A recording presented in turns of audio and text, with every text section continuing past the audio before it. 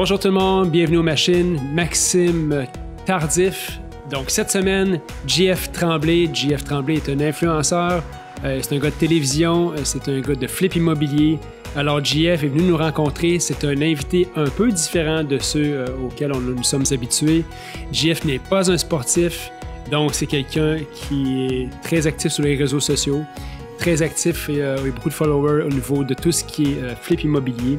Alors Jeff va nous livrer une entrevue vraiment authentique, vraiment différente.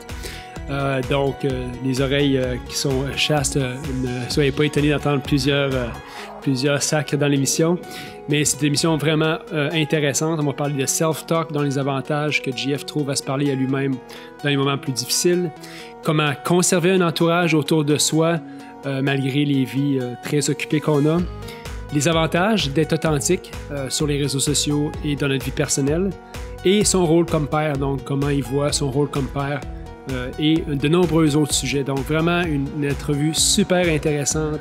N'oubliez pas tout le monde d'aller liker notre page Facebook, d'aller vous abonner à notre canal YouTube et également d'aller voir notre nouvelle page Instagram. Donc, c'est super apprécié que vous nous suiviez à tous ces endroits-là. Et il y a un gros avantage à le faire parce que d'ici quelques semaines, on va avoir un invité spécial. Il va y avoir un enregistrement live qui va être fait avec quelqu'un de bien connu. Alors, c'est le temps de nous liker pour pouvoir participer à ce concours-là. Merci toujours d'être là. On est vraiment heureux de vous avoir autour de nous. Merci de partager l'émission. Bonne écoute et bienvenue aux machines.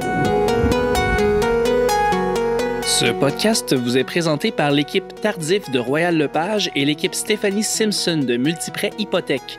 Pour tous vos besoins en immobilier, l'équipe Tardif et l'équipe Stéphanie Simpson, avec vous jusqu'au bout. Cette semaine aux machines, nul autre que JF Tremblay, la machine.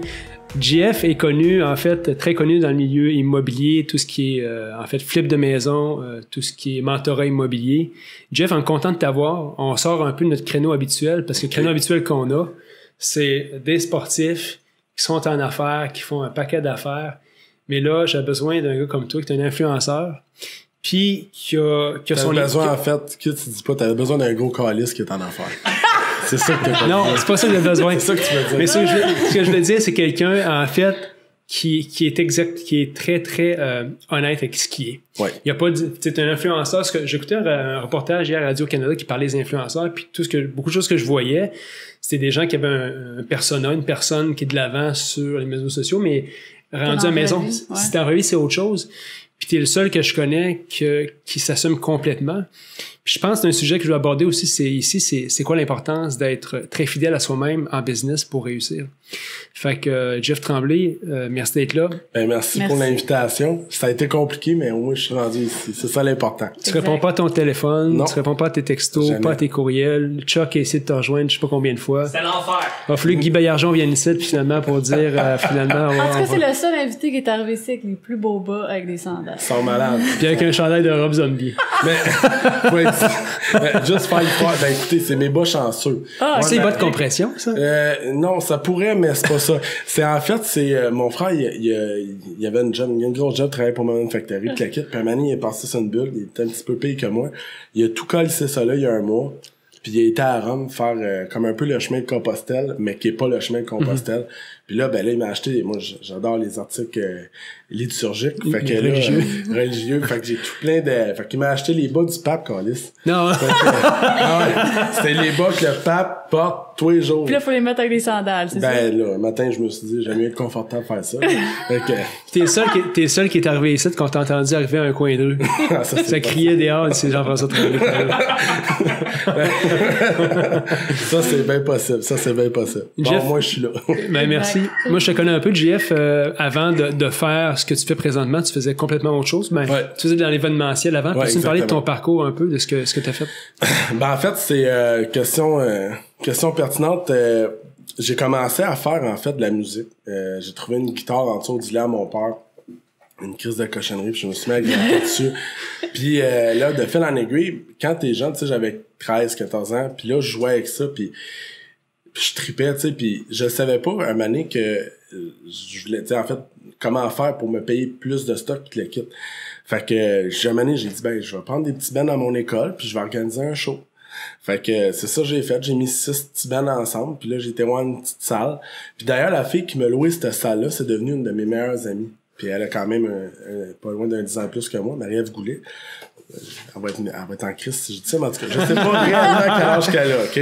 Mais tout ça pour dire que... Fait que donc, j'ai été là-bas, j'ai loué la salle. Mes parents disent, t'es sûr? Ah ouais. Fait que là, j'ai mis tout mon petit argent de côté. J'ai loué la petite salle. Et il n'y a pas encore de monde dedans. Fait que là, je dis au Ben, écoute ben, moi, les billets, ça marche bien facile. C'est 13$ en pré-vente, 15$ à la porte. Je te donne 3$ du billet vendu. Fait que si t'en vends 10, tu fais 30. Tu sais, fait que là, les petits Ben, il faut que tu te mettes dans la tête, les gars, ils ont 14-15 ans. Tabarnak, il y en a qui avaient des grosses familles, là. Ils avaient compris le concept, puis moi avec. Fait que j'ai fait une petite palette, là, genre j'ai rentré 600 personnes dans la salle.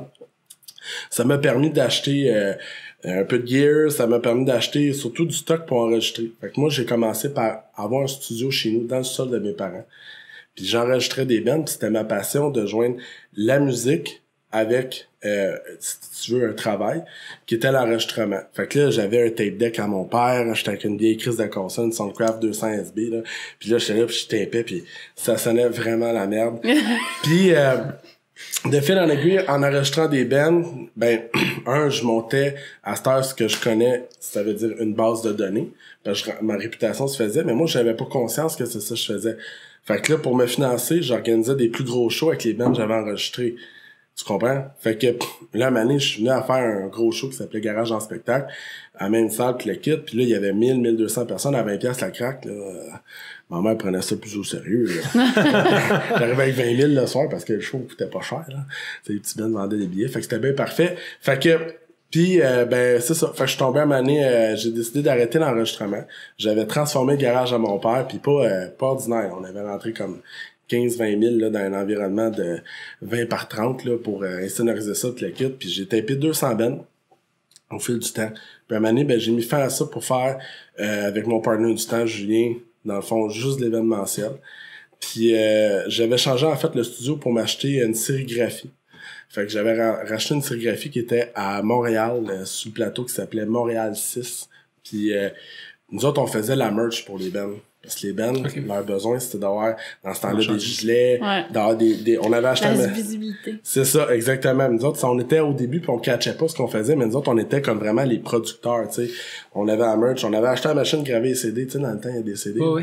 Pour les jeunes qui écoutent, avant, c'était ça, le support numérique. Fait que, puis on avait ça, on mettait un CD en haut puis il y en avait 20 qui sortaient d'une shot puis on avait acheté la machine imprimée dessus. En tout cas, on était équipés pour vendre, pour supporter les bands. Puis, un moment donné, ben, on a fait beaucoup de sous, dans le fond, avec une série qu'on avait. On faisait à peu près une 60aine d'événements par année avec ce partner-là. Puis des séries, je veux dire, ça partait de David Usher à Edley, à Pascal Picard, dans des petits bands, puis il y avait différentes salles qu'on couvrait. Fait qu'on avait... Puis c'était le début de Facebook, hein. Fait nous autres, on utilisait beaucoup ça pour être capable d'arriver. Puis moi, je connaissais pas ça. Mon partner, lui, il avait bien catché ça. Puis maintenant, on a mis le doigt sur une série qui a fait mon succès puis qui m'a starté dans la vie. Ça s'appelait les Party Reggaeton. C'était des 14-18. OK?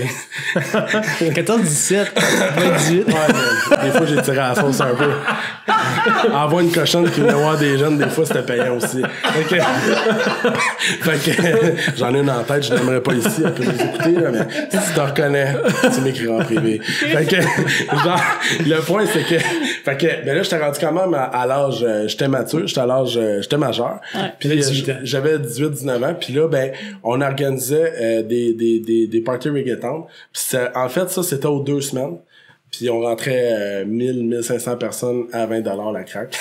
Fait que là, on pensait qu'on était millionnaire, en fait, à ce moment-là. Fait qu'on dépensait plus que la moitié de notre argent de façon frivole. Puis on a mis l'autre moitié, un moment, on s'est assis à une table. Puis nous autres, je raconte ça, puis j'ai honte de moi, là, mais on allait aux Indiens acheter des pétards à mèche. On avait un bureau qu'on louait, ça remercie. Puis là, on avait rien à foutre, dans le fond, parce qu'il fallait attendre au prochain événement. Fait qu'on faisait péter des pétards à mèche, des feux d'artifice. Puis maintenant, on dit, là, c'est de la merde un peu, là, tu sais. Qu'est-ce que tu fais le matin? Non, je m'en viens, là. T'as-tu les pétards? Oui. Ça fait 300 livres de Black Cat, tu fais péter, là. T'en as plein le cul. Fait que là, maintenant, on s'est dit, ben là, regarde, faut faire de quoi de notre vie? Et on achète ça un bloc. C'est à partir de là, la deuxième portion de ma vie où que en réalité, ben là, on est parti, puis j'ai acheté mon premier 4 logis. Puis ça a été le départ, en fait, finalement, de ma carrière d'immobilier. Où que, là, on savait pas trop quoi faire avec ça, tu sais, puis on a acheté un vieux 4 logis, puis il fallait faire de quoi avec ça. T'sais, on l'avait acheté used, il était pas beau, puis les gens payaient pas vraiment. Mais tu sais, nous autres, on savait pas trop quoi faire avec ça. T'sais. Puis on n'avait pas de référence dans notre famille. T'sais, on n'avait pas de courtier. On n'avait pas de... T'sais, moi, j'avais un mononcle qui était peintre, mais tu sais... Personne n'avait acheté des blocs dans le Non, c'est ça. La plus grosse référence que j'ai, c'était mon oncle Tipoy qui faisait de la peinture. Là. Fait que, c'était pas... J'avais pas de matière à mettre sa main d'entrepreneur qui me référait. Puis il faut comprendre que aujourd'hui, il y a une accessibilité à l'information qui est incroyable, tu sais. Je pense juste, exemple, le podcast qu'on écoute, ben il y a du monde peut-être qui vont l'écouter, puis il y a du monde qui l'écoute, puis qui font du chemin avec ça. Mais moi, dans ce temps-là, on recule quand même juste il y a 15 ans, ben peut-être pas, là, mettons, il y a 10-12 ans, ouais. Il y avait pas ces supports-là. Fait que quand tu voulais avoir de l'information, puis en plus en français, parce que moi, je parle pas vraiment l'anglais, c'était bien compliqué, tu sais. C'était des CD, puis tu mets ça sur ton char, puis... Fait qu'à un moment donné, je pense qu'il y avait... ce manque-là était là, fait que c'était vraiment... Fallait l'apprendre là, vraiment sur le tas.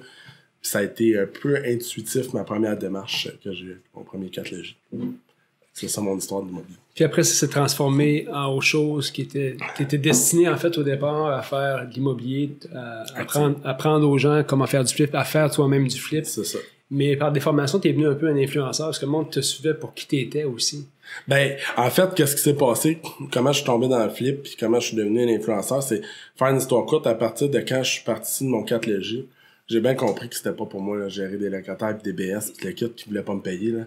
Fait qu'ils mangent la merde. J'ai dit, regarde, je l'avais pas payé cher pis j'ai trouvé quelqu'un qui me l'a acheté plus cher. Pis il y a 12-13 ans, quand il faut se remettre en contexte, ça existait pas le flip, là. Fait que, c'était pas, tu sais, ça existait aux États-Unis, mais c'était pas un terme si utilisé. Nous autres, on appelait juste ça faire une crise de passe, tu sais. Fait que... Ça s'appelle sûrement encore demain. Non, ouais, c'est ça. Fait qu'on on l'a vendu puis on a fait 50 000. Puis là, c'est là que ça allumait une lumière et dire, OK, on peut ramasser des dons puis les rénover puis les revendre.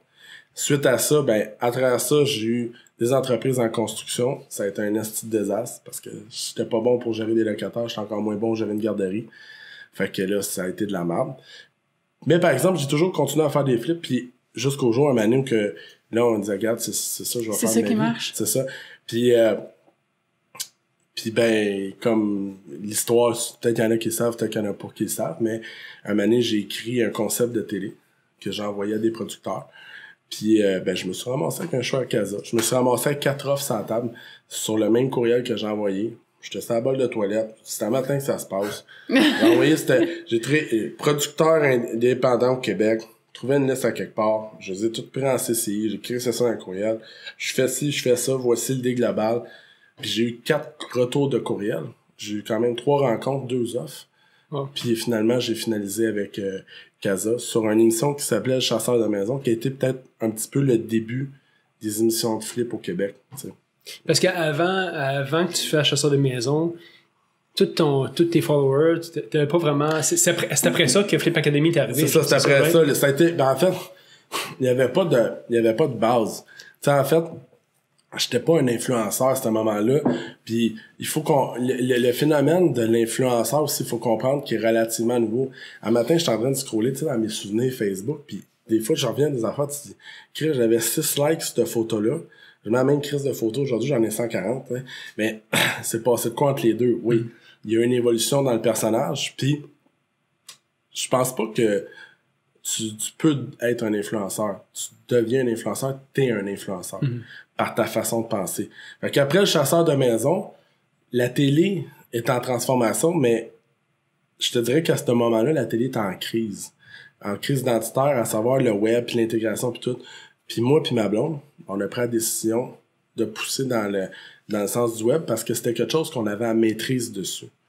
T'sais, pis c'était le début, là. T'sais, ma blonde, aujourd'hui, elle a 140 000 followers, 25 000 sur Instagram, puis on est commandité par la moitié du Québec, t'sais, mais ça a commencé un jour on ouvre une page, puis il y a un like. T'sais, même affaire avec Flip Academy, on ouvre une page, il y a un like. T'sais, c'est pas... Puis aujourd'hui, on est rendu où ce qu'on est là, puis dans les deux cas, on a joué la game de l'authenticité puis de la vérité, parce qu'on n'était pas capable de mentir aux gens, puis on n'était pas capable de... on stage des fois, mais on n'est pas capable à manier de faire comme si tout va bien, tout est parfait, le kit. Puis je pense que c'est cette véracité-là que les gens recherchent, puis que les Québécois cherchent à avoir la vraie affaire. Et ce qu'ils vont entendre, là, ce qu'ils vont entendre quand ça va pas bien, ils vont entendre quand ça va bien, puis c'est là que peut-être que les autres influenceurs, ceux qui tentent de le faire, s'ils sont pas honnêtes avec leur crowd, ça marchera pas. Ouais, puis c'est une des raisons pourquoi tu étais ici aussi, c'est que, comme à défaut de me répéter, je l'ai dit en début d'émission, c'est que tu es un des seuls que je connais qui est authentique par rapport, ou qui semble authentique, à moins que tu me dises que tu joues un personnage dans ce que tu fais. Ben, je suis un petit fake-ass, là, je l'ai dit tout le monde, c'est faux ce que vous voyez. Mais je pense que tu es fidèle à toi-même, tu es honnête dans ce que c'est, puis ça rapporte ce que ça rapporte. Puis je pense que Marie-Ève, qui est Maman Caféine, que peut-être le monde connaisse, mais sûrement également, c'est un peu la même carte que vous jouez. C'est-tu secret pour être un influenceur qui va avoir une grosse traction puis qui va durer dans le temps? Est-ce que tu penses que c'est un peu ça la recette du succès là-dedans? Ben en fait, chose sûre, c'est plus facile à jouer. Tu sais, parce que, je veux dire... Tu peux pas te tromper. Ben, c'est ça. Exact. Tu sais, en ce moment, elle s'en va sur son nouveau show de télé qui va sortir, genre, justement, la semaine prochaine. Je sais pas quand le podcast sort, là, mais genre, le 8 septembre, elle la sort. Puis c'est assez simple de jouer son personnage, parce que son personnage, c'est elle-même. C'est ça. Tu sais, c'est sûr que la télé, le web, à un moment donné, c'est sûr qu'on étire la sauce, on étire les personnages, puis des fois, on en met parce que il faut pas oublier que il y a une question de divertissement. Selon moi, l'humour a toujours eu un point très important pour capter l'attention. Puis on la joue beaucoup. Fait que tu sais, est-ce que dans la vie, on est aussi sans dessin que ça? Peut-être pas. Mais genre, tu sais, on n'est pas tout le temps en train de faire des niaiseries. Tu sais, mettons, on se lève pas le matin en faisant des niaiseries. Mais reste que le personnage que vous avez là, c'est le personnage qui existe dans la vraie vie, tu sais. Étirer un peu, oui. Puis la télé, ben, ils ont pas choisi de l'étirer beaucoup plus. Tu sais, le chasseur de la maison, il existe pas. C'est un personnage, c'est l'Elvis Gratton de l'immobilier. Mais t'as pas le choix de télé parce que t'as tellement pas de plage d'ouverture que le diapason puis la possibilité, là, est très restreinte. Fait que t'as pas le choix d'être un super personnage. Mais sur le web, tu peux te permettre d'être toi-même. C'est ça qui va perdurer dans le temps. Parce que les gens vont t'acheter toi, pis c'est de même que tu vas être capable éventuellement de leur vendre de quoi aussi. Parce que ça va ensemble, tu sais. Tandis que si tu joues une game, puis que le monde s'aperçoive que c'est pas super clair comme qui ou tu sais, ben là c'est là que ça marchera pas. Québécois moyen, en tout cas au Québec, là, on a comme un genre de pifomètre là, pour détecter les crosseurs puis les faux nez. Puis c'est ça qui fait que le personnage il colle ou il colle pas. Selon moi. C'est quand que tu t'es dit, OK, là, moi, je vais devenir un influencer? Moi, je me suis jamais dit ça. En fait, ni moi ni ma blonde, on s'est jamais dit ça. C'est vraiment, ça a pas été ça le corps de ça. Comme je te dis, quand on a parti, ce terme-là n'existait pas. Fait que, on a parti une page Facebook, on a parti, tu sais, tu comprends? Mais quand tu l'as fait, cette affaire-là, là, est-ce que tu savais que ça allait mener à quelque chose? Tu dis, regarde, moi j'essaye ça. Jamais. Moi, je peux parce que dans le fond, t'étais un peu à Genèse de ça. C'était au début de comment ça commençait, c'est ça. Moi, je me souviens où j'étais quand j'ai créé Maman Caféine avec Marie-Ève. Ben, quand Marie-Ève a créé ça, on venait de chez des amis de Rimouski, on était à 132. Puis elle avait dit, je vais appeler ça caféonomum, là, tu sais, j'ai dit, c'est caféinomum, ça fait cocaïnomane, là. J'ai dit, non, Maman Caféine. Puis c'est à partir de là, en fait, puis là, après ça, ben, nous autres, Flip Academy, c'était un nom qui me trottait dans la tête. Fait que je suis comme parti avec ça, tu sais. Fait que, mais est-ce qu'on se disait, la première fois qu'on a créé ça, même je pourrais dire, la première fois que j'ai fait de la télé, en fait, je sais même pas si c'est à bout de ligne, je savais même pas c'était quoi le output. Quand tu vas à la TV, personne te prévient là, que tu vas avoir des haters, que tu vas te faire ramasser, que tu sais, pis tu réalises pas ça jusqu'à temps que ça t'arrive. Le moment que ça t'arrive, tu fais comme, tabarnak, j'étais peut-être pas prête à ça. Hein? Puis le web, il y a un meilleur contrôle parce qu'au pire aller, tu fais bloquer, supprimer, tu es capable de gérer ça. Fait que aujourd'hui, on dit le terme n'existait pas, comme je te disais, influenceur. Fait qu'on s'est développé à travers ça, puis on a compris comment vendre, surtout dans le cas de Marie-Ève, où que là, c'est plus applicable. Moi, dans mon cas, c'est moi qui vends quelque chose. Dans son cas, elle pousse du matériel pour d'autres mondes. Mais non, on savait pas. On a fait ça vraiment pour passer des niaiseries, rire avec le monde. Dans le cas de Maman Caféine, là, ça a été fait purement, elle, pour se déculpabiliser. Le fondement de ça, il est vraiment humble et neutre. C'était vraiment parce qu'elle voulait se divertir elle-même et divertir les gens, parce que c'est une fille qui est possiblement divertissante. Fait que, puis ça a marché. Puis aussi, l'avenue du vidéo. ce qui a changé aussi, parce que tout le monde faisait du blog écrit. Puis la game a été changée sur le vidéo. On a appris aussi. Puis là, la game peut-être s'en va vers les podcasts, tu sais. Ou qu'on remplace un peu la radio par ça, tu sais. Ouais, on remplace la radio AM, je dis souvent, qui était très populaire avant, la radio parlée. Puis le monde a besoin de contenu à un moment donné. Ils ont besoin d'avoir, tu sais, lors de la conversation, c'est perdu avec bien du monde. Fait que là, le monde ne savent plus quoi se dire. Puis moi, à chaque fois que je me sais qu'un invité ici, je sors tout le temps d'ici pas mal rechargé sur des idées, sur nos perceptions des affaires. Fait que c'est super intéressant. Puis moi, je commençais à faire du podcast parce que ça m'intéressait tellement d'en écouter. Je me suis dit, il faut qu'on fasse quelque chose au Québec qui soit un petit peu différent au niveau des personnes inspirantes, du monde qui sont motivés. Fait que c'est ça le... Mais lors du podcast, lors du parler, comme tu dis, c'est un très bon point que tu amènes là parce que c'est quelque chose qu'on a échappé avec le temps. Ouais. Tu sais, la portion d'être capable de juste écouter. Moi, je suis un grand fan d'Utrisac, puis de ces personnages-là, Paul Hood, puis le kit, puis j'écoutais, là, il était un année, moi, quand j'étais jeune, mon grand-père se faisait la barbe, puis il écoutait 730, puis là, Doc Mayou, il parlait, puis je me mettais en crise contre le Doc Mayou. Là, j'ai voyons qui dit ça, tu sais, puis les femmes, là, ça fait pour être à la maison, puis si vos enfants sont mal éduqués, c'est parce que vous avez été travailler, puis là, t'as bon, moi, je vais-tu être mal éduqué, grand-père, là, ma mère, elle travaille. Non, laisse faire un peu, là. Écoute-le parler, là. Fait que, c'est ça que je fais. C'était fucké. Mais, reste qu'au moins, on avait ce gaz-là. Aujourd'hui, c'est sûr que dans les autos, ça vient avec des radios AM, FM, mais le contenu, je pense on a peut-être perdu cette espèce de dialogue-là, où c'est juste tourné vers, en fait, je sais pas sur les quoi nouvelles de l'heure. Les nouvelles de l'heure, en fait, puis là, on fait comme, tu sais, moi, quand j'étais jeune, là, je me souviens, j'écoutais les grandes gueules. Asti que j'aimais ça quand le sketch arrivait, tu sais. Il y avait des personnages, puis ils te faisaient vivre leur personnage à travers, puis ils ont perduré leur crise de personnage, tu sais, T-Rouge, puis l'autre, puis tabarnak. On en parle encore, mais ça, il y a plus ça. Puis je pense que le podcast va laisser cette liberté-là aux créateurs, aux gens ordinaires, à toi, aux entrepreneurs, à faire vivre cette espèce de bout-là. Puis si on est capable de parler, puis si on est capable de diffuser un message comme vous le faites, ben il y a des gens pour l'écouter puis le recevoir. C'est ça qui va faire grandir du monde. Exact. Tantôt, on a parlé de ce que tu faisais, chasseur de maison. Tu as dit, écoute, j'étais un personnage. Ouais. C'était un peu un alter ego que tu vivais. Ouais. Comment est-ce que c'est vivre son alter ego devant... une grande audience. Comment t'as vécu ça? C'est sûr que c'était tiré, là. On étire l'élastique parce que une personne ordinaire à TV va être poche, une personne extraordinaire à TV va être ordinaire, puis une personne vraiment fuckée va passer extraordinaire à TV. Fait que là, je me sais pas où je me situe là-dedans. mais reste que le show a eu des bons ratings parce que il y avait moi, il y avait Marie-Ève sur le show, on a joué la carte de la famille, la carte du co-viewing, puis les ratings ont été bons. Comment c'est de jouer son personnage?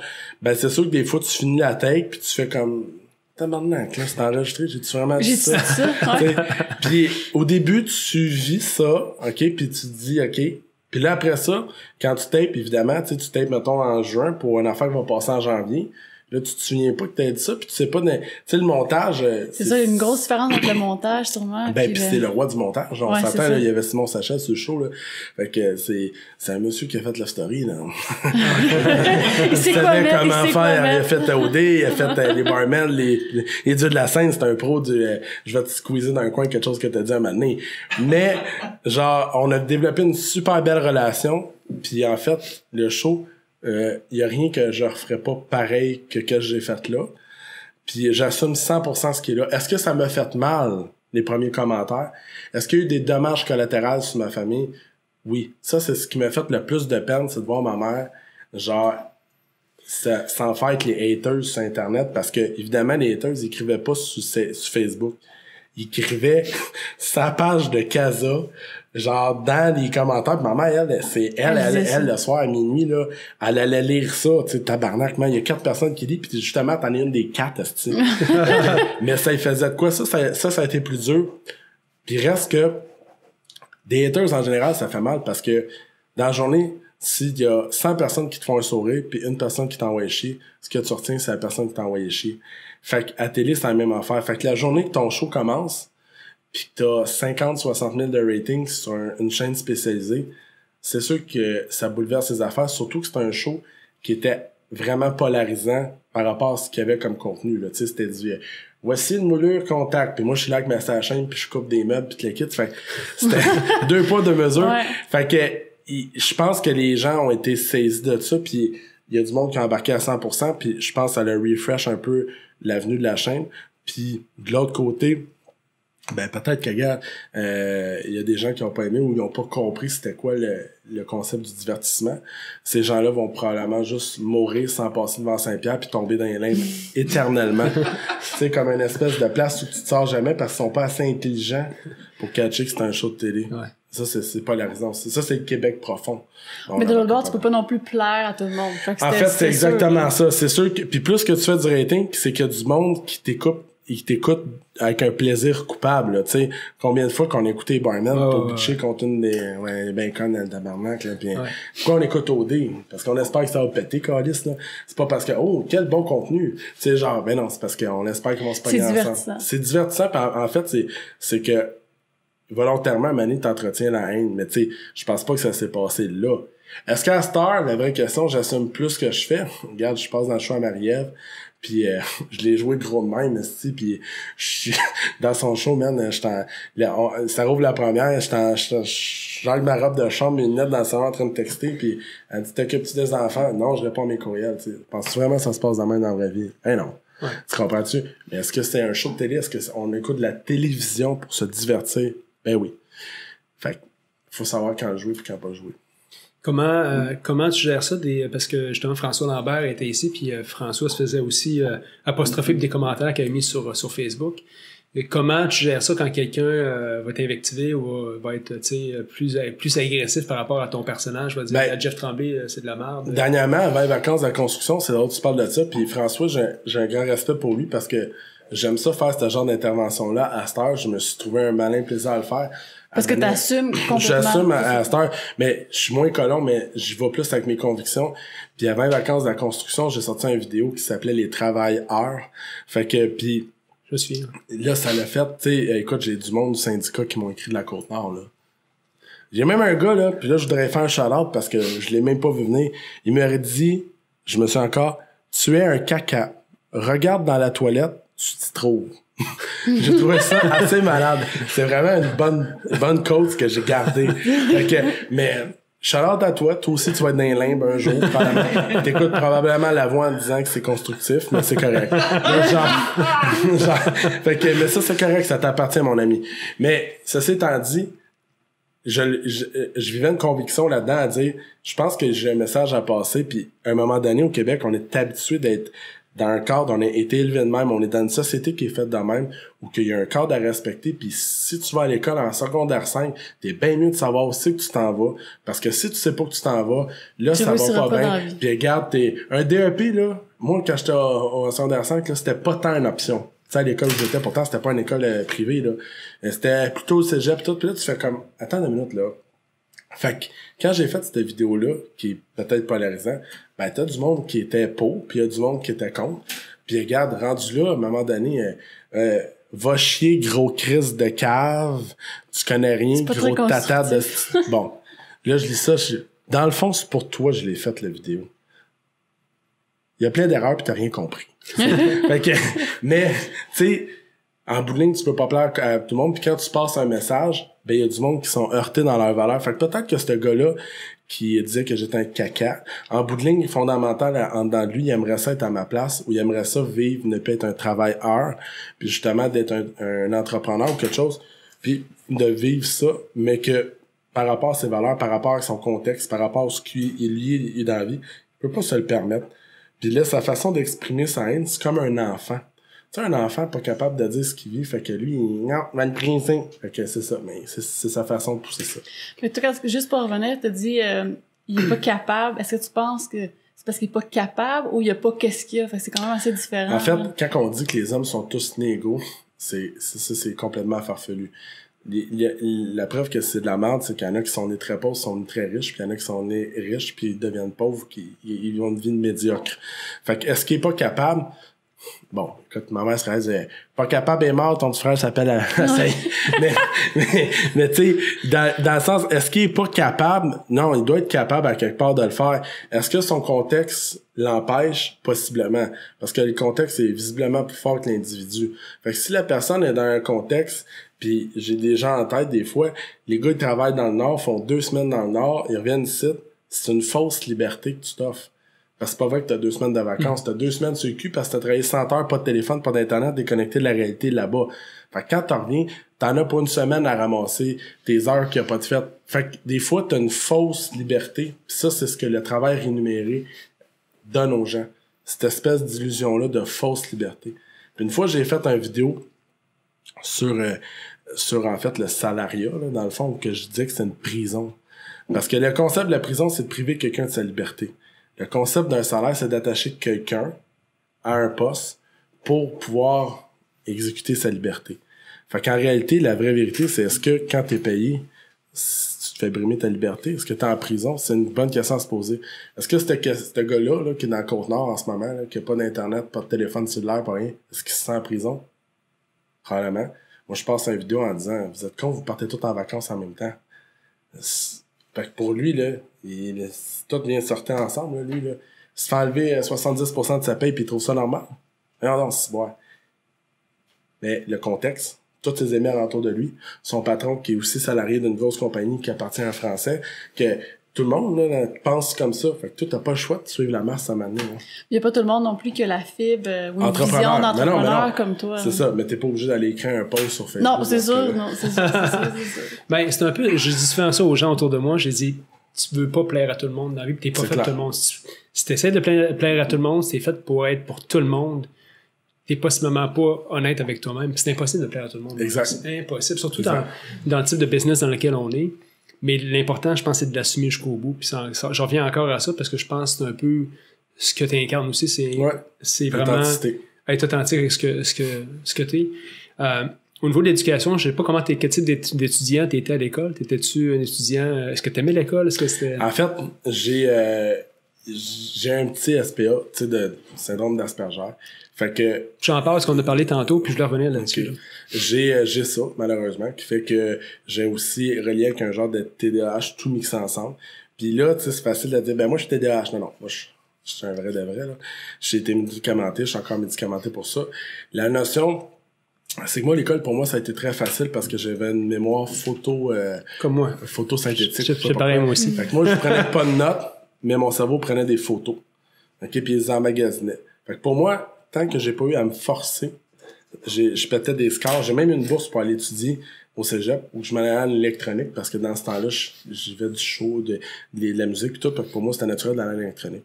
Fait que, puis finalement, quand je suis arrivé au cégep, j'ai fait, oh, un petit peu, il faut que je me force. Faut travailler un peu plus. Faut que je me force. Mon cerveau, il faut que je prenne des notes. Puis je suis passé d'une moyenne de 95, 90 à 65, 66, puis en travaillant très fort, puis en donnant des bouteilles de vin à du monde faire des vraies bouteilles de vin en plus. J'allais à sac, j'achetais des dessins, j'étais 30 piastres, puis tu fais mon dessin technique, puis, mais j'ai travaillé très fort là-dessus, tu sais. Fait que je pense que j'étais un étudiant, j'aimais l'école, mais est-ce que l'école était faite pour moi? Non. Est-ce que l'école est faite pour les gens au Québec? Non. Puis de plus en plus que ça avance, puis c'est pour ça que même Marie-Ève, elle s'est impliquée dans qui était supposée être la campagne au commissariat des conseils des commissaires, qui était supposée être en novembre, mais malheureusement, les libéraux ont décidé autrement, de s'impliquer là-dedans pour changer la donne, parce que l'école, c'est sur un modèle qui a été pensé en 70. On va être bientôt en 2020. C'est quoi, il y a 50 ans là, d'histoire qui s'est passée entre les deux. Mm-hmm. Ça se peut-tu que le système est fonctionnel? Est-ce que c'est possible de penser que nos enfants sont dans des écoles où il n'y a pas d'air climatisé? Tu comprends? On part de là. Tu sais, mais le modèle est à revoir. Là. Puis je lis justement un livre là-dessus qui est écrit par du même auteur que Rich Dad Poor Dad. Okay. Qui écrit, c'est un livre pour les enfants. Puis c'est écrit que l'enfant va développer sa winning formula. Comment il va gagner dans la vie entre l'âge de 9 ans et 15 ans. Tout clairement, puis je pense qu'on a eu la même affaire là-dessus. Moi, c'était la mémoire. Moi, j'étais comme toi, j'étais impossible pour me m'asseoir dans une salle de classe puis d'écouter, mais j'avais une mémoire photographique exceptionnelle. Fait que je me souvenais de tout, mais quand ça me tentait pas de travailler là-dessus. Puis il parlait du système d'éducation, il disait, l'éducation primaire, ça s'appelle primaire parce qu'on décortique des choses. Alors que si tu donnes à quelqu'un, exemple, comme moi, tu m'aurais dit, Maxime, voici une maison, là, puis voici ce qui est mathématique là-dedans dans la maison, ou dans une voiture, disons quelqu'un aime la mécanique, voici ce qui est mathématique, puis voici ce qui applique ces notions-là à des choses qui sont tangibles pour toi et moi. C'est bien plus facile à apprendre, puis c'est assez simple comme concept, ils le font pas. Non. Fait que c'est pour ça que tu développes autre chose. Puis à un moment donné, je le dis souvent, pour les entrepreneurs, l'école, c'est assez difficile de se retrouver là-dedans. Fait que je sais pas si t'es d'accord avec ça. Ben, certainement. Puis dernièrement, la majorité, puis je veux pas partir de débat ici ou lancer des flèches à des amis que j'aurais en politique scolaire, mais quand Ricardo puis le célèbre architecte ont sorti leur concept pour changer le mode de pensée ou reformuler l'habitat de l'école, là, il y a eu du monde qui sont montés aux barricades. Pourquoi? Sur quelle notice? Ben, sur celle du changement. Les gens ont peur du changement. La personne, là, ce qu'elle a peur, là, dans le fond, en bout de ligne, là, c'est ce qu'elle connaît pas. Puis, eux autres sont dans un modèle qui est pas fonctionnel, un modèle où il y a beaucoup de décrocheurs, puis là, je suis sûr qu'il y a du monde qui vont m'écrire en privé et dire, ben non, mais ici, dans notre école, on n'a pas de décrocheurs. Non, mais regarde, tabarnak, là. Ils font quoi après s'ils décrochent pas? Ils vont travailler à la fruiterie. C'est correct, c'est ça qu'ils voulaient. Mais si le gars a pas été motivé, puis là, on parle souvent, malheureusement, c'est les petits garçons qui sont peut-être dans ça. C'est un sujet, j'en ai quand même 3. Dire, si on les intéresse pas dès le début à une passion, à quelque chose qui vont pouvoir s'accrocher tout autant de... Ils perdent leur intérêt. Exactement. Puis ils perdent leur intérêt pour l'école, puis ce qui est futile, ils vont l'assimiler, puis ce qui est important, ils vont l'oublier. Fait que le système scolaire actuellement, c'est sûr qu'il est malade, qu'il est déficitaire, qu'il est détracté. C'est pas un système, Puis aussi, on a aussi un problème de société en disant, regarde, je prends souvent l'exemple en disant, il y a pas de mauvais chiens, il y a des mauvais maîtres. Il devrait pas faire un rapprochement, mais des fois, avec les parents, c'est la même affaire, tu sais. Puis les professeurs se ramassent dans des classes où que là, il y a des problèmes éducationnels de base. Puis je parlais justement avec une professeure, pas plus tard que la semaine passée, qui me racontait que elle, là, l'enfant arrivait en 6e année, puis il était pas capable de se torcher tout seul, là. Et c'est sûr qu'on a une crise de problème parce que papa et maman, ils ont pas montré. Fait qu'il y a une portion de ça, puis il y a une portion qui rendue à l'école, ben s'ils sont obligés de lui montrer à attacher à soulier puis à se torcher, ben ils passent à côté de ce qui est important qu'ils devraient faire. Puis de l'autre côté, ben les professeurs sont un peu limités aussi dans leur offre parce que ils sont régis par un cadre qui sont très au courant qui est pas fonctionnel. Ils sont encadrés d'un système où que amener des idées, c'est pas tant bien vu. Sortir du cadre, c'est pas tant bienvenu. Monter une nouvelle éducation, c'est pas tant bien vu. Fait que ferme ta gueule, reste là, puis suis le livre, puis ça va être bien correct, puis tu vas avoir ton ancienneté. Fait que ce qui se passe pas maintenant, c'est que les bons professeurs, ils décalissent, puis ils s'en vont soit au privé, ou encore ils font d'autres choses dans la vie parce qu'ils se disent je peux pas vivre ça toute ma vie là, Chris là.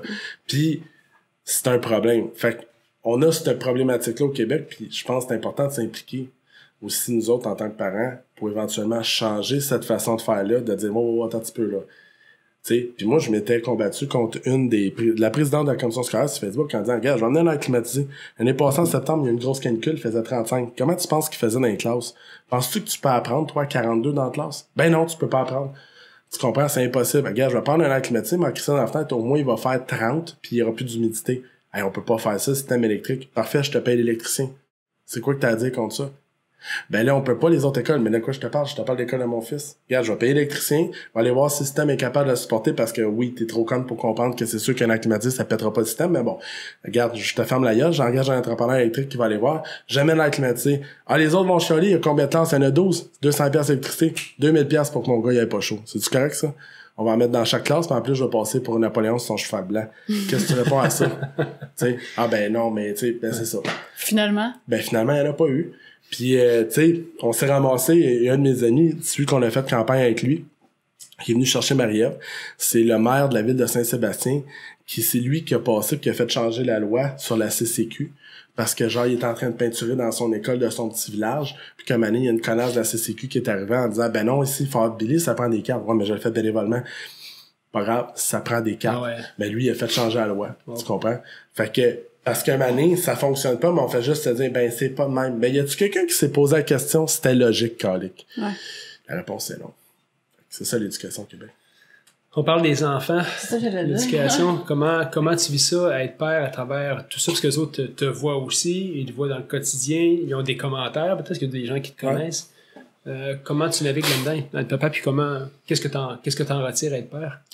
Ben, en fait, la paternité, dans mon cas, ben, comment je pourrais dire ça? j'ai pas... tu sais, moi, ma blonde, c'est une fille qui était destinée à être maman, tu sais. Moi, je suis juste le gars derrière qui suivait. Fait que aujourd'hui, je suis bien content d'être père. Moi, je vois mon rôle comme un rôle de mentor ou que un rôle de discussion, un rôle d'encadrement, tu sais.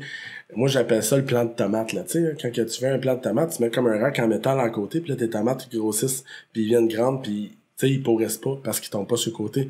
Mais moi, je me vois plus de même. Un tuteur, puis je veux pas être l'ami de mon gars, je veux pas être son chummy, je veux pas, moi ce que je veux c'est je vais être là pour l'encadrer, je vais être là pour lui donner l'amour puis les besoins qu'il a puis lui donner la confiance en lui qu'il a pour pouvoir dire ce qu'il veut faire dans la vie. Qu'il fasse ce qu'il veut, je m'en crisse, mais qu'au moins il fasse de quoi de sa vie. Puis le but en bout de ligne, c'est quand t'as des enfants, ben écoute, la paye, c'est de les voir. Là. Tu sais, dans le fond, c'est ça, ta paye à chaque jour. Ça coûte cher, mais de l'autre côté, l'amour que t'en sois, c'est pas monnayable. Fait que la paternité, ça a changé pour moi. Ça a fait mettre beaucoup de maturité, je pense, en moi. Puis de prendre des prises de conscience, puis de changer peut-être des affaires que j'avais dans ma vie qui étaient peut-être pas très ordonnées, de remettre ça plus droit, de remettre ça sur le droit chemin, puis de lui montrer la bonne exemple puis tout. Puis d'avoir justement peut-être une vision plus stable du futur. J'étais très disparate dans mes décisions des fois puis dans mes allées puis tout. J'essaie de recentrer ça pour avoir une vision plus claire, plus droite. Puis je l'ai fait comme pour eux autres parce qu'à un moment donné, tu te dis ben je veux pas tout le temps être en train de resetter à zéro. Je veux bâtir sur des bases solides. Puis pas toujours m'en aller comme si c'est une espèce de... Tu sais, comme un funambule, là, c'est une genre d'année, puis tu sais pas si tu vas tomber ou pas. Moi, j'étais le genre d'entrepreneur-là, tu sais, qui prenait beaucoup de risques. Fait qu'à cette heure, ça m'a peut-être un peu assagi. Puis c'est ça que je vis. Cool. On parle aussi beaucoup de ton entourage, toujours avec toi, du monde qui sont très fidèles à toi, avec qui tu travailles.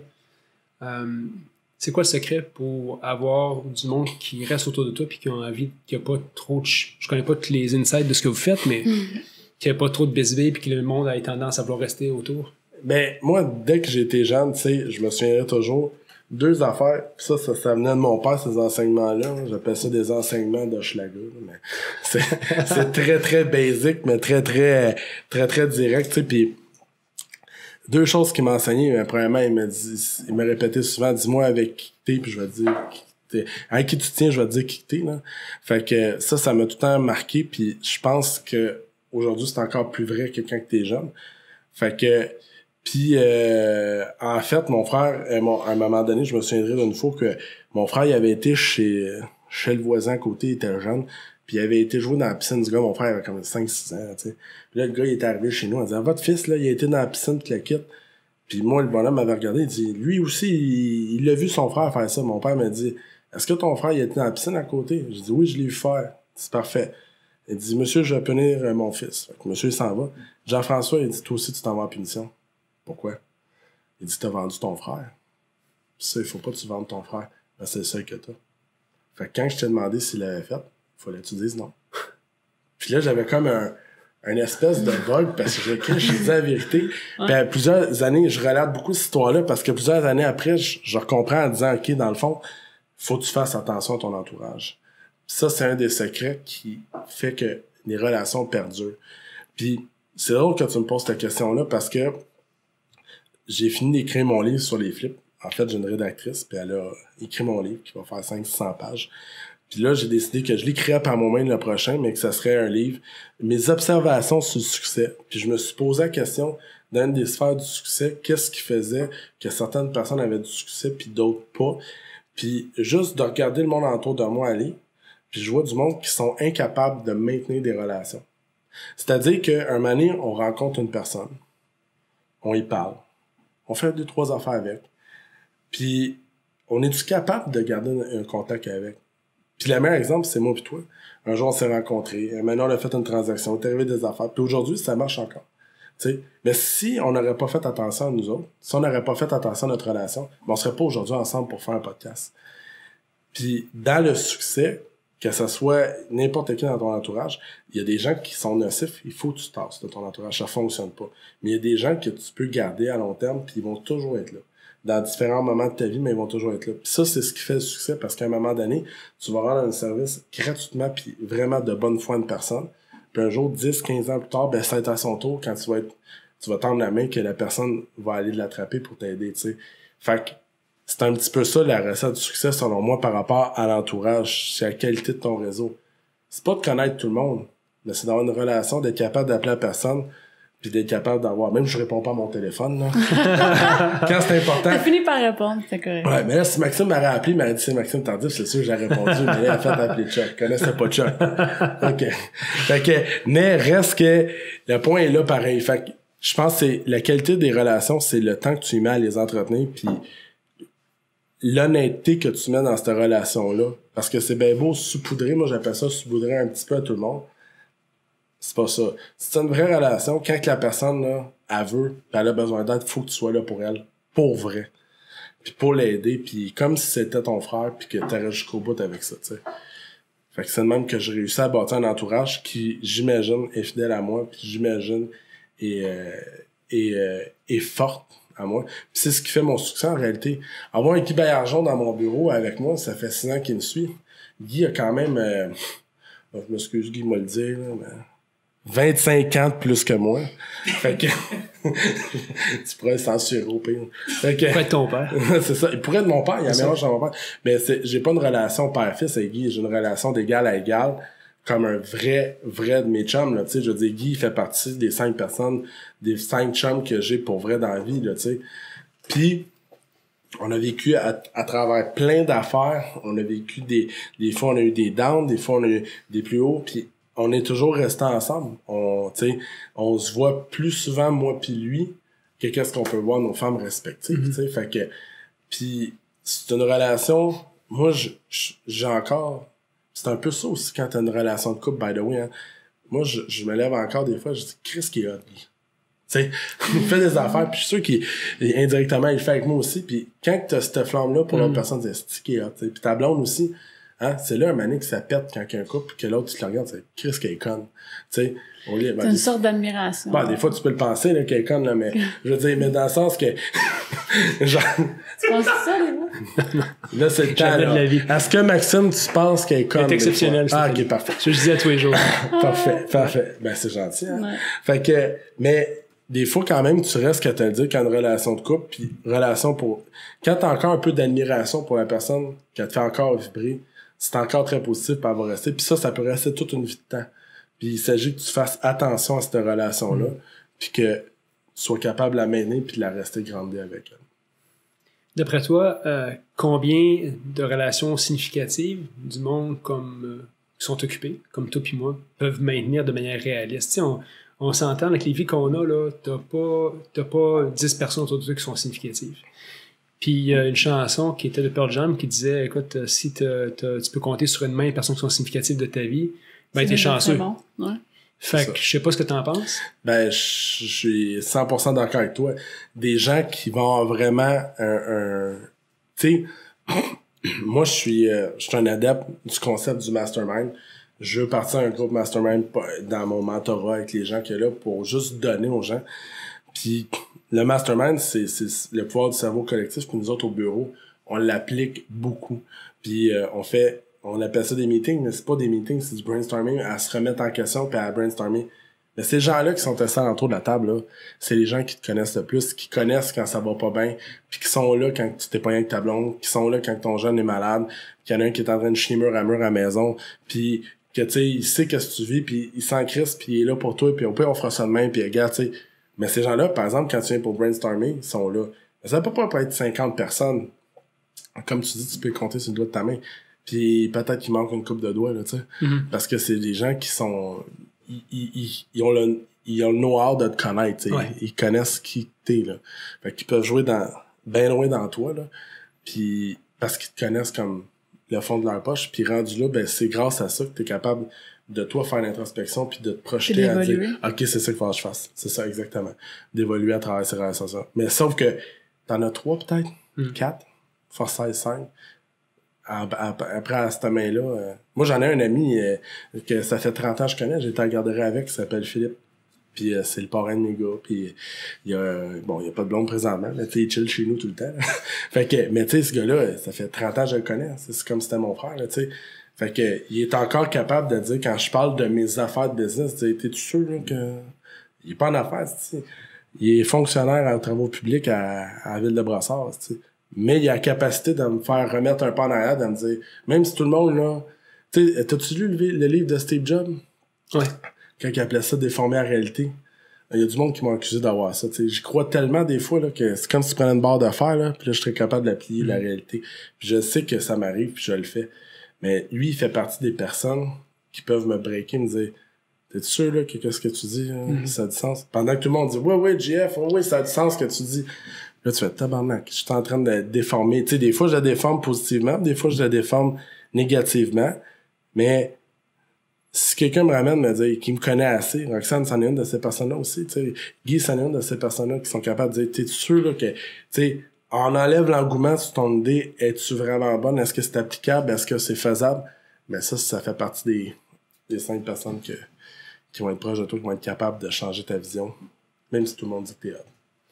Ouais, c'est ça, souvent, c'est avoir les personnes qui vont donner des regards assez justes sur ce que tu dis, parce que des fois, ils n'auront pas tendance à vouloir te challenger sur tes idées. C'est dur de challenger un gars comme moi, je le sais. Exact. Tu sais, parce que j'ai mon idée, mais quand les gens s'opposent à ça, tu fais comme tabarnak. Sur le coup, moi, ma première réaction, Roxane le dirait. C'est la meilleure idée. Ouais, moi, je dis à Roxane, là, je dis, non, t'as pas raison. Là, la journée d'après, je repense à ça. Puis là, des fois, genre, module même son idée comme si c'était la mienne. Puis là, elle dit, c'est ça, je t'ai dit hier. Je suis tabarnak, c'est vrai, c'est. Puis ça, c'est la force du monde, c'est de prendre l'idée des autres, faire penser comme c'était la sienne. Exact. Puis là, tu sais, je le compte, là, intégralement, comme elle l'a compté la veille. Puis là, tout le monde, Chris, ça a bien du sens ce que tu dis. Là, c'était mon idée. Je suis comme, ben oui, dans le fond, je dois dire. Mais, ça prend ces gens-là autour de toi quand t'es un leader pour te dire, te ramener à l'ordre, 2, être capable de te baliser pour te montrer un petit peu le droit chemin ou te rappeler aussi que toi tu t'en vas parce que des fois toi-même tu l'oublies en tant qu'entrepreneur. Au début du show, on a parlé de la santé, du sport, parce que t'es le seul invité qui est venu ici. T'es pas un sportif. Que t'es pas un sportif. À moins que tu me dises que tu fais du sumo. Fais-tu de la lutte comme ça? Non, en fait, je peux dire par exemple, je détiens des records. Je suis capable d'avaler rapidement beaucoup de côte levée. Fais ça tes autres petits sportifs de merde qui passent ça, là. Puis d'ailleurs, moi, j'ai un petit message pour eux autres, ces petits sportifs-là, là, tu sais, qui font des petites affaires, puis je vais le passer, mon message. Moi, j'ai une théorie, c'est battement de cœur. Tu veux-tu l'entendre? Vas-y. Bon. C'est que on est tous avec un compteur, OK? Puis quand t'es rendu que tu fais des battements de cœur, ton compteur, il baisse. Puis rendu au bout, là, tu sais qu'est-ce qui arrive? Comme un cheval. Tu tombes sur le côté. Fait que moi, là, t'as dit, gros, mon grand-père, 87 ans, mangeait comme un porc de sa vie, bu comme un cochon, puis il est mort en santé. Mon cardiologue à côté, il disait, les cyclistes, là, je veux pas te faire de peur, mon grand, là, mais cyclistes, là, crise cardiaque, tard, 40 ans, tombe sur le côté. Moi, j'ai décidé de faire attention. Je vais me promener en triporteur. Fait que je bats pas mes battements de cœur, je fais attention. Si je peux me faire porter, c'est ce que je fais. Fait que je demande à Roxane des fois, je vais embarquer sur ton dos. Elle est en forme en crise. Roxane, es-tu là, Roxane? Roxane, es-tu là? Elle écoute plus, là. Viens ici, Roxane, on va voir si Jeff a embarqué sur ton dos. Il faut que tu viennes ici, là. Je parle On va de montrer toi. Roxane, voir si Jeff a embarqué sur son dos. Je peux-tu embarquer? Je disais Alors, que je... faut que c'est dans la Ça a caméra. l'air que c'est exactement. On vous présente Roxane et Jeff dit que des fois il pourrait embarquer sur son dos. Qu'est-ce que t'en penses, vrai? Roxane? Est-ce que tu dis oui à ce qu'il transporter? Oui, tellement. Ben, elle fait du crossfit, puis elle fait des affaires de même dangereuses pour sa santé. Fait que pourquoi? Parce que Pour moi, battement. JF, c'est rien, là. Écoute, c'est un poids à plume. Ben oui, elle est habituée à bien plus gros que moi. Fait que, pis, d'ailleurs, ça aide à sa musculature. Bravo, je te félicite. Mais ce qu'il faut pas lui dire, par contre, c'est que ses battements de cœur diminuent. Parce que ça fait plus forcer l'organe. Puis là, man, c'est comme si t'avais un coup de Le main. compteur roule plus vite dans ce Ben, tabarnak. On voit qu'il tient à ma santé. Ouais, vraiment. Fait que, ben moi, c'est ça ma théorie, c'est sportif, là. Mais y a-tu un moment où dans ta vie tu dis ouais là j'ai le goût de me remettre en forme? Ben, en fait, j'ai pris un esti reality check. Moi, je prenais du Wellbutrin, Ce qui est un très, très grand, un truc pour l'anxiété. C'est très, très fort. Puis, une année, je me suis rendu au bout de ma dose, tu sais, où que, genre, c'est, mettons, tu peux prendre la poudre ou tu peux prendre du Wellbutrin, tu sais. Fait que, puis là, tu prends ça, puis t'es grindé en tabarnak, tu sais. Fait que, puis un matin, j'allais voir mon médecin, puis je disais, écoute, ça me fait plus d'effet, puis le kit, puis c'est un petit peu... j'avais eu le syndrome... Après ma faillite dans la construction, j'avais le syndrome de la page blanche, puis j'étais comme en dépression sans vouloir me l'avouer, tu sais. Puis c'est là qu'est embarqué Wellbutrin, et ça m'a aidé. Puis je dis aux gens, c'est important d'en prendre des antidépresseurs pour te remonter, pour pas vivre la période noire d'une dépression. Mais, à un moment donné, il faut que tu saches en sortir de ce médicament-là, de ces médicaments-là, hein. Parce que si tu vas voir le médecin, ben lui, il va changer ton médicament, mettre quelque chose de plus fort, le kit. Puis à un moment donné, j'étais rendu à prendre la dose, tu sais, puis il y avait des contre-indications solides, là, tu sais, c'était pas juste parce que, tu sais, puis un matin, je me souviens, ma blonde m'appelle, puis je me souviens de ce matin-là, je prends ma pilule, je me fais la barbe, dans ce temps-là, je me trémais un peu, là. Fait que, puis j'ouvre la bouteille, je prends mes 2 bouteilles, mes 2 pilules, puis il y avait mon gars Robinson qui était à côté de moi, il m'a vu faire. Ma blonde, elle m'appelle, 2 heures après, elle dit « Robinson vient d'avaler la bouteille au complet. » Parce qu'il m'a vu faire comment le faire. Les enfants sont wise. Fait qu'il a avalé une bouteille de Wellbutrin, puis je peux te dire que la dose que je prenais, c'était pas une petite dose. Fait que straight pipe à l'hôpital, lavement barité ou je sais pas quoi, ils t'ont rentré ils ont donné du charbon, ils ont donné un paquet d'affaires, des contre-médicaments, du nitro, tout, tu sais, pour... Puis finalement, il a juste été grindé pendant la nuit de temps, il a pas dormi parce qu'il était un gros high. Il a fait son premier bal en blanc, merci Robinson. Il va faire vivre ça. Ben non, on va se le dire, là. Tu as mis de la musique? Ben, j'ai mis un petit peu de dance, j'ai amené au Beach Club le lendemain, il était capable de faire sa journée au complet. Un vrai, là, tu sais. Fait que, il a closé avec une coupe de cacatte. Fait que, une coupe de pourrites sur place. Bon, donc, chose à part, ça m'a fait un gros reality check à dire, OK. Fait que ce jour-là, j'ai arrêté le Wellbutrin, tout au complet, d'une shot. Fait que ça a été dur pour moi parce que j'ai dû me sevrer de ça, qui est quand même un médicament que tu dois, mettons, logiquement le prendre, tu sais, un peu comme la méthadone, tu vois. Ouais, exactement. Ben oui, ils disent qu'il n'y a pas de dépendance, mais c'est pas vrai, là. Tu sais, je veux dire, t'es solidement accro à ça. Fait que, pis c'est, donc, je me suis sevré.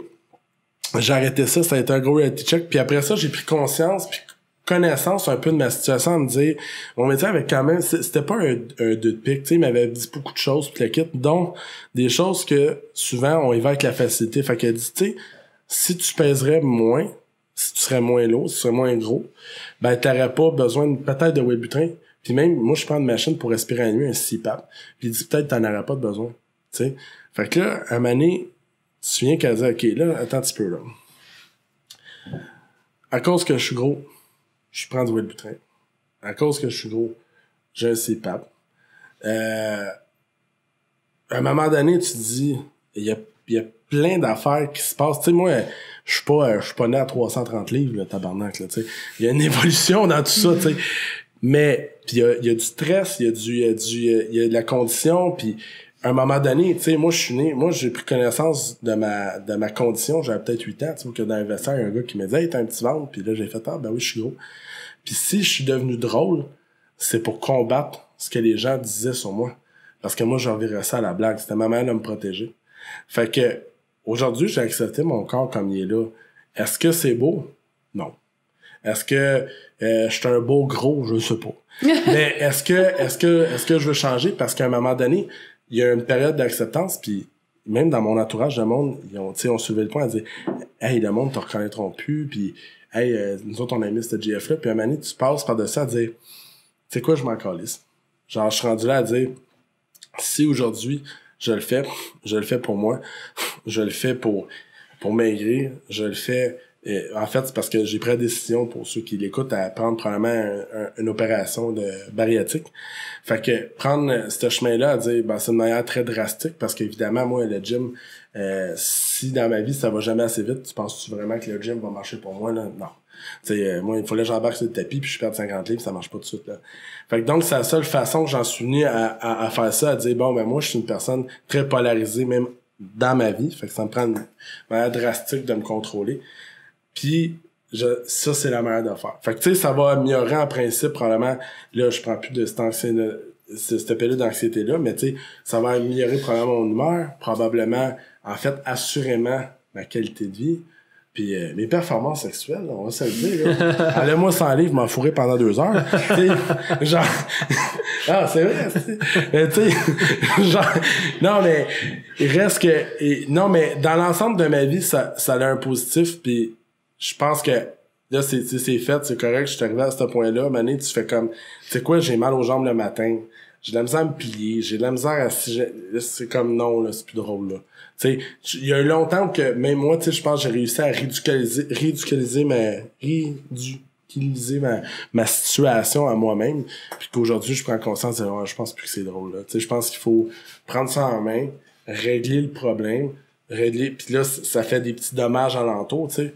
Puis je veux régler ça pour être mieux moi-même, puis être là plus longtemps, puis même avoir plus d'énergie pour ma business, puis tes enfants aussi. Mes enfants.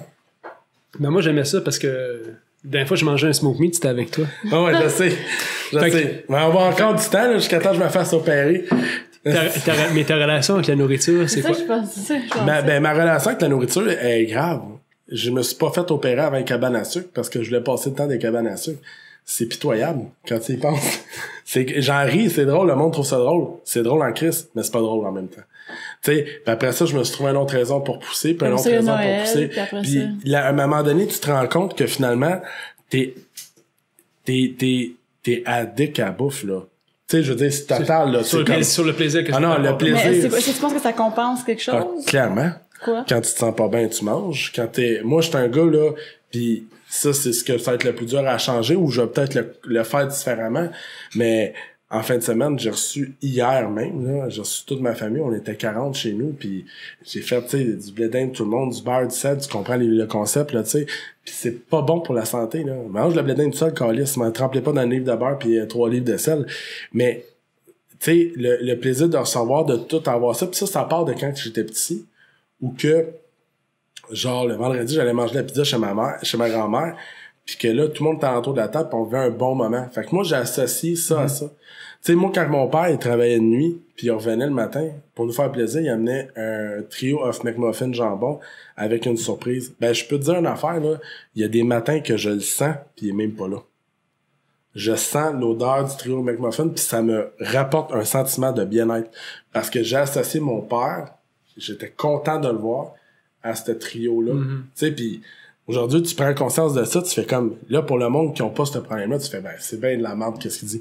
Mais, fait que là, Mané, là, c'est comme un Mané 52 ramasses, là, dans ta tête, là, tu peux plus discerner de ce qu'est l'émotion, de ce qu'est le besoin, puis là, c'est là qu'est le problème. Fait que, le plus dur dans cette opération-là, ça va être le deuil à faire avec la bouffe, ou que pour vous autres, peut-être que c'est normal, mais dans le sens, à Noël, ben, t'as des tartes, t'as de la dinde, pis c'est comme, au Québec, c'est important de manger. Tu sais, finis ton assiette, il va y avoir du dessert après, pis te le quitte. Je suis chanceux parce que ma blonde, elle a montré ça très différemment. J'ai fait du chemin avec elle dans ma tête, tu sais, juste à cause de sa présence, ou que si t'as plus faim, regarde, l'enfant, il finira pas son assiette. Mais nous autres, quand on était jeunes, j'ai dit tout récemment. T'as fini ton assiette, c'est un dessert? Exactement. Tu sais, puis le dessert, c'est un May West, tabarnak, là. Tu sais, fait que, à un moment donné, tu te dis, wow, tabarnak, qu'est-ce que c'est ça? Puis nous autres, ben, on n'avait pas de légumes. Tu sais, c'est peut-être une question de prix, question de ci, question de ça. Fait que, ou question de mœurs, tu sais, ou question, est-ce que dans ce temps-là, c'était plus tough de le faire parce que mes deux parents travaillaient 40 heures semaine, tu sais. Il y a plein d'affaires qui viennent en ligne de compte que, aujourd'hui, tu fais comme, OK, je suis chanceux parce que ma blonde a été végétarienne longtemps, mes enfants, ils ont mangé végétarien, ils aiment les légumes, ils sont capables de se contrôler, ils se défoncent pas la panse pour compenser quelque chose. Donc, indirectement, il y a peut-être pas cette problématique-là dans le cas de mes enfants où que, regarde, ils mangent de façon normale, mangent de tout, mais ils sont pas obligés de faire une fixation sur quelque chose, tu sais. Ou de... C'est une question d'équilibre. C'est une question d'équilibre, puis il y a une grosse question, puis je lance pas la pierre sur mes parents, il y a un contexte et tout ça, où que... Mais j'ai pas mangé là, du jello pour dîner, là, c'est pas ça, je veux dire, mais c'est dans le sens où, tu sais, il y a peut-être un contexte en l'air de ça, puis une question aussi de eux autres mêmes, est-ce qu'ils savaient, tu sais. Fait que... Jusqu'à tout récemment, mon père, qui est pas très gros, mangeait pour son heure du dîner à sa shop 2 Pepsi puis 2 May West. Jusqu'à temps que son médecin dise, là, René, là, ça va être, t'as diabète, là, tu vas passer au stade 2, puis il en faisait pas de diabète, là. C'est un gars qui pèse 140, 160 livres, là. Tu sais, à un moment donné, là, tu fais des choix de vie, fait tu sais, dans ce temps-là, c'était peut-être ça, ces mœurs-là, c'était ça, ces connaissances-là. Mais moi, aujourd'hui, je suis premier avec cette problématique-là, puis je pense que c'est le chemin que je dois prendre pour le régler. Est-ce que je suis prête mentalement à faire le deuil de moins manger. On parle de 250 grammes, là. Ça veut dire que c'est une petite tasse à café, tu vas être topé, là. Tu sais, 250 minutes, c'est pas beaucoup, là. Fait que c'est sûr que c'est dur pour moi de faire le chemin là-dedans pour éventuellement devenir dans un poids plus santé, moins dangereux pour moi-même, tu sais. Il y a une grosse préparation à faire, mentale à faire pour... Très grosse préparation. Le médecin, lui, il s'en crisse, là. Il collecte ton argent puis ton père, tu sais. Il n'y a pas vraiment de support psychologique. Il y a un processus à faire. Mais il y a un processus de deuil à faire, nécessairement, à dire, tu sais. Puis je peux pas m'en cacher, ça fait partie du personnage, les gros steaks, les affaires dans le même, puis la kit. Puis j'aime ça, puis il va falloir que je change peut-être de cette façon-là. Je vais peut-être devenir le pro du quinoa, je sais pas. C'est bon. Qui sait? Les petites graines de terre, hein, qui viennent l'assaisonnement dedans. Ça va. Je vais te poser une autre question parce que ça me trotte dans la tête depuis tantôt, puis après on va aller vers la fin de l'émission parce qu'on aura un paquet d'affaires à se dire, je pense. Mais tantôt, tu as parlé de l'anxiété, tu as pris des médicaments pour ça.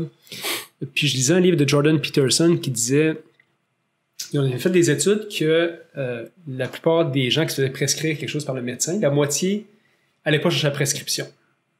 L'autre moitié prenait mal leurs médicaments. Ouais. Puis, ce qu'il disait, puis c'est un psychologue qui est très connu à l'Université de Toronto, qui disait « Take the damn pill ». Prends la crise de pilule, ça va t'aider dans la vie au moins pour un certain temps. Exact. C'est-tu ton constat? Parce que t'es pas le premier qui vient ici qui parle de ça, de dépression, d'anxiété. Le monde qui, souvent, vont hésiter à prendre une médication pour une période temporaire de la vie, qu'est-ce que t'en penses? Ben, c'est sûr qu'il y a une grosse question d'orgueil là-dedans. Tu sais, moi, ma mère est pognée avec ça, OK, puis genre, Mané, tu te dis, sans vouloir le dire, tu veux pas, tu sais, tu te dis, peut-être, là, je m'excuse si elle écoute, mais tu te dis que tu vas être meilleur qu'elle, ou tu sais, c'est pas une question d'être bon ou pas bon, tu sais, c'est dur ce que je dis là, mais c'est ce que tu réalises après, tu te réalises, dans le fond, des fois, le Chris, quand moi, je suis tombé en dépression, là, je venais de me faire crisser là par mon partner, je me suis fait couper la jambe avec une scie à chaîne, pas rapport, tu sais, c'était comme vraiment d'un moment dark de ma vie, où que, tu sais, puis la business, c'était dur. Il est arrivé 2-3 affaires. Fallait que je me retourne de bord. J'avais des enfants à la maison, ma blonde à la maison, tu sais. Puis dire, c'est vrai que ça m'a aidé. Ça m'a aidé à passer à travers. Mais il y a une grosse portion d'orgueil où que tu veux pas réellement le savoir puis tu veux pas réellement l'avouer que t'es deep, tu sais. T'as perdu une portion de tes moyens, là. Tu sais, tu te lèves le matin. Puis j'ai racheté une maison d'un monsieur de même. Puis il est devenu mon ami, tu sais. La maison où j'habite là, c'est un monsieur qui allait perdre, puis il est devenu mon ami à travers le temps, on a beaucoup parlé. Puis lui, il exprime très bien, puis il dit, tu sais, le matin, tu te lèves, tu veux, mais le corps, il suit pas, tu sais. Genre, l'esprit est pas là, puis là, tu veux juste aller te recoucher ou tu sais pas ce qui se passe, tu sais. Fait que, cette pilule-là ou ces pilules-là vont t'aider à momentanément mettre un plaster sur un cette bobo. période-là. La seule affaire, c'est que pour moi, c'est peut-être de mettre, tu sais, c'est mettre de l'eau dans un volcan, tu sais. Dans le sens où il peut s'éteindre, mais il va toujours être là. Fait que faut que tu règles la source un moment donné, d'où ce qui vient ce mal-là, puis d'où ce qui vient cette espèce de mal-être de vivre là, où, tu sais, ça peut être d'une façon temporaire, ou ça peut être d'une façon plus loin, où que des fois, tu files de quoi, puis il faut que tu creuses plus, d'aller chercher l'aide nécessaire, d'aller chercher, puis je suis content parce que moi, dans le fond, c'est sorti sous forme de dépression, il y en a d'autres, ça sort sous forme de violence, il y en a d'autres qui frappent leur conjointe, il y en a d'autres qui se revengent sur ses enfants, tu sais, il y a toutes sortes de façons que ça peut éclore, ça, tu sais. Mais c'est de travail, tu sais, des fois, on écoute beaucoup d'affaires de mindset, toi, t'en as un bon exemple, puis comment s'aider, mais des fois, là, c'est même des affaires qu'il faut pas voir en avant, il faut juste régler ce qui s'est passé. Tu sais, pour corriger qu'est-ce qui s'est passé, puis dire, OK, bon, parfait, j'en ai parlé, c'est réglé. Là, on recommence. Puis là, tu sais, moi, je parle beaucoup, j'ai l'avantage de ça, tu sais, ça peut être fatigant pour d'autres, là, mais genre, au moins, j'ai beaucoup cheminé à travers ça. C'est comme si j'avais fait ma thérapie ouverte, là, tu sais, puis je dis ça à la scène, je le dis à tout le monde, je le dis partout. Mais quelqu'un qui est pogné tout ça, ben, c'est peut-être d'aller consulter un psychologue, d'aller chercher de l'aide, une écoute, une oreille, pour être capable de parler, puis de cheminer là-dedans, puis de se débarrasser. Moi, des fois, ça fait du bien de... Quand tu le dis à quelqu'un, c'est comme si la personne avait 50% de ton problème qui est rendu sur ses épaules, même si ça ne vit pas. Ouais. Fait au moins, t'es déchargé un peu. Est-ce que t'as l'impression un peu que le monde de nos jours se pose pas les vraies questions? En fait, c'est qu'ils veulent pas voir les vraies choses. Tu comprends? C'est pas... La personne... J'écoutais un moment donné, le documentaire, là, je suis un grand fan de Michael Moore, là, puis de Bowling for Columbine, puis Manny, il parle à Marilyn Manson, puis il dit « Qu'est-ce que t'aurais dit aux enfants qui ont fait cette tuerie-là? » J'aurais rien dit, je les aurais écoutés. Fait que c'est souvent, on se pose pas la bonne question parce qu'on veut pas avoir la bonne réponse. C'est surtout ça à faire.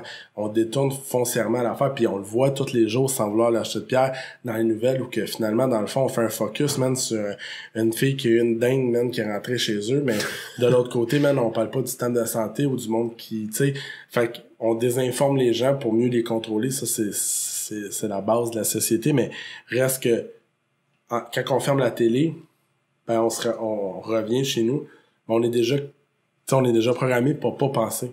Fait que la personne, c'est sûr que si elle n'a jamais appris à penser, si toi tu montres jamais à tes enfants se poser la vraie question de pourquoi qu'elle a de la peine, c'est quoi la vraie question?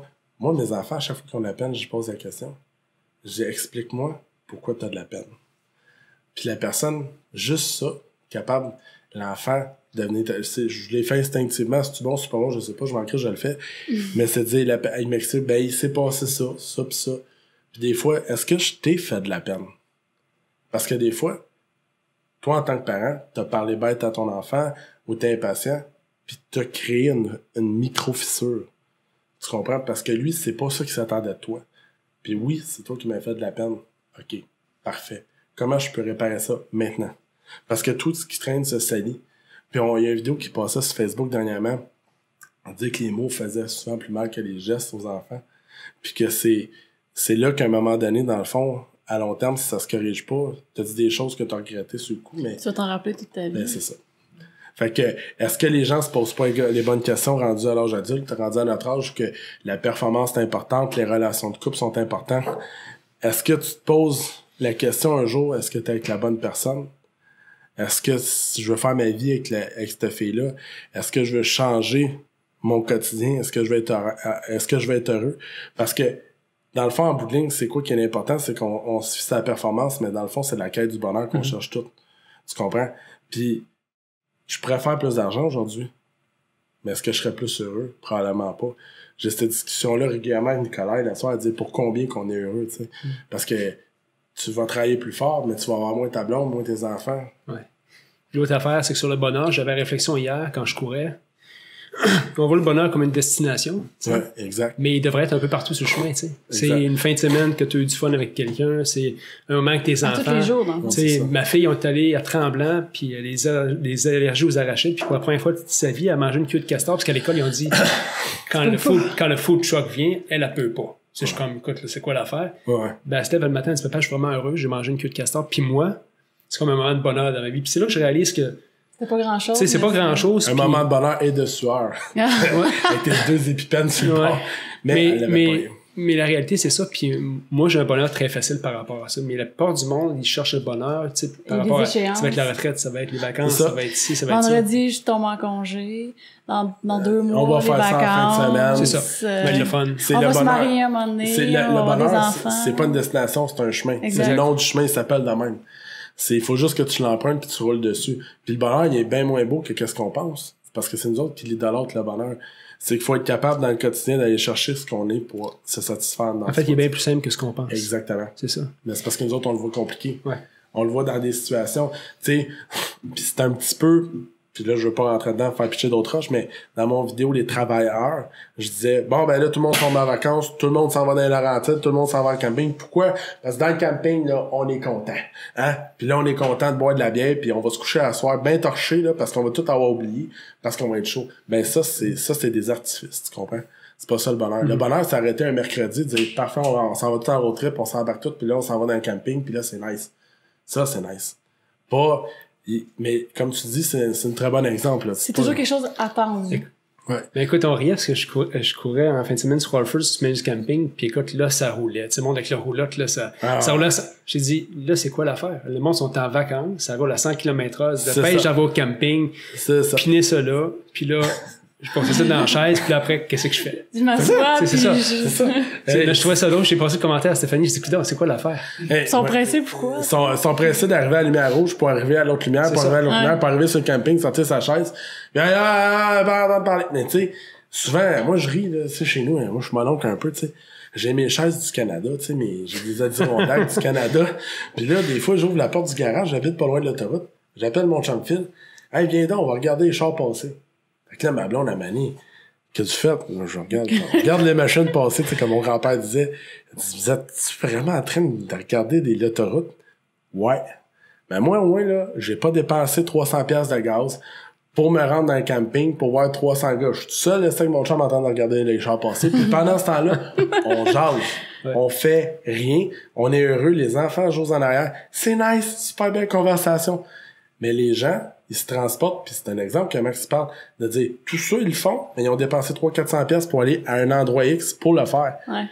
Il était pas là, le bonheur, il était chez vous. Moi, j'ai juste été à la base, tout ça, j'ai pris mes chemins, je les ai mis dans mon garage, je regarde l'autoroute, puis je suis bien content. Tu sais, mais quand on dit que c'est beaucoup plus simple, c'est vrai que c'est beaucoup plus simple. Jeff, tellement d'affaires à dire, puis honnêtement, je suis content de cette entrevue-là, c'était super le fun. Plein de sujets. Ouais, plein de sujets. Je veux poser une dernière question, parce que tu disais tantôt je parle beaucoup, puis ça m'a amené à réfléchir à quelque chose. Est-ce que tu fais du self-talk? Tu parles de ça à toi-même souvent? Régulièrement.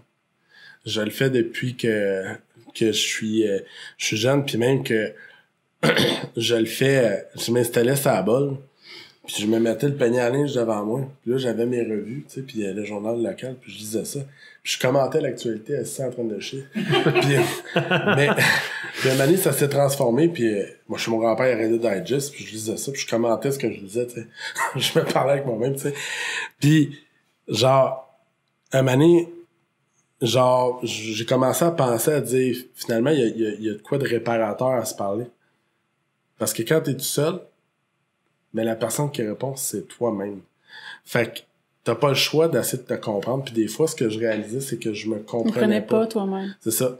Puis je me suis comme proprement réparé. Un moment donné, j'ai compris que ça devient une thérapie de se parler soi-même, puis de se parler, puis de sortir dehors, là, puis de parler tout seul, être en train d'acheter, de parler tout seul, dans la douche, parler tout seul, puis quand il y a personne dans la maison, de parler tout seul, puis je regarde mon gars Robinson qui a beaucoup d'imagination, qui se parle tout seul, puis à un moment donné, tu te ramènes à ce moment-là, finalement, de quand tu jouais, puis tu te faisais des scénarios, tu te disais, pourquoi je me parlais tout seul, j'étais bien, puis je créais des scénarios. Tu sais quoi, je pense que c'est à force de me parler tout seul que je réussis à rester aussi créatif que je suis, puis d'avoir des nouvelles idées, puis la quitte, parce que je me fais mon chemin dans ma tête, puis je garde pas ça juste pour moi, je le garde pour moi, puis mon autre moi. Ça te permet aussi de régler des problèmes en même temps? Ouais, des problèmes avec moi-même, des problèmes de conscience, des problèmes avec les autres, des problèmes de pardon, hein? Parce que des fois, on tient des affaires longtemps avec de l'amertume envers une personne qui a réagi d'une façon XYZ. Puis en réalité, il faut juste soit qu'on passe par-dessus, on y pardonne, puis on passe à autre chose. Mais c'est peut-être pas tout le temps pardonné. Fait que des fois, je me l'explique à haute voix ce qui s'est passé. Puis je réécoute, comme une cassette qui joue.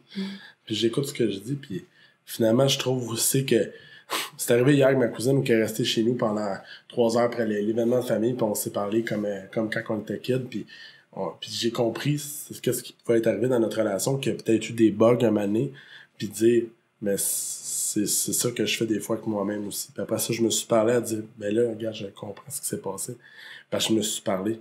Puis il faut se parler, tu sais, des fois aussi, les médecins, les thérapeutes vont dire, ben parle-toi, tu sais, ben t'es bonne, t'es belle, t'es capable, tu sais, ils disent ça souvent, mais c'est pas juste là qu'il faut se parler. Il faut se parler tout le temps, puis ça devient un mode de vie de se parler. C'est un peu fucké. C'est vrai, j'avais pensé à ça, tout le monde va dire parle-toi, tu sais. On dit souvent l'expression parle-toi, mais c'est ça. C'est ça. Puis moi, je réalisé, puis moi, je le fais souvent quand je cours, je me parle tout seul. Dans ma tête, là. C'est bizarre, moi, je me parle. Moi, je me parle en voix. Moi, je me parle dans ma tête. Puis genre, ça va te permettre de grandir, puis pour la personne qui écoute, qui voudrait le faire, ben, tu peux commencer comme moi à lire l'actualité. C'est un bon départ. C'était pas de sujet, tu lis l'actualité. Exactement. Jeff Tremblay, si t'avais une chanson sur... Je sais pas, je vais rire là, certain. Si t'as une chanson à mettre sur le soundtrack de ta vie, ça serait quoi? Ben là, tantôt, je l'ai mis, c'était la tune de Jurassic Park, là. Attends, tu peux m'aller chercher. On va la faire écouter à tout le monde, tu sais. Mais, j'étais un grand amateur. C'est qui a composé ça? Ouais, mon ami John Williams. Mais moi, j'étais un gros amateur des gros films pis te la quitte. Puis quand tu vois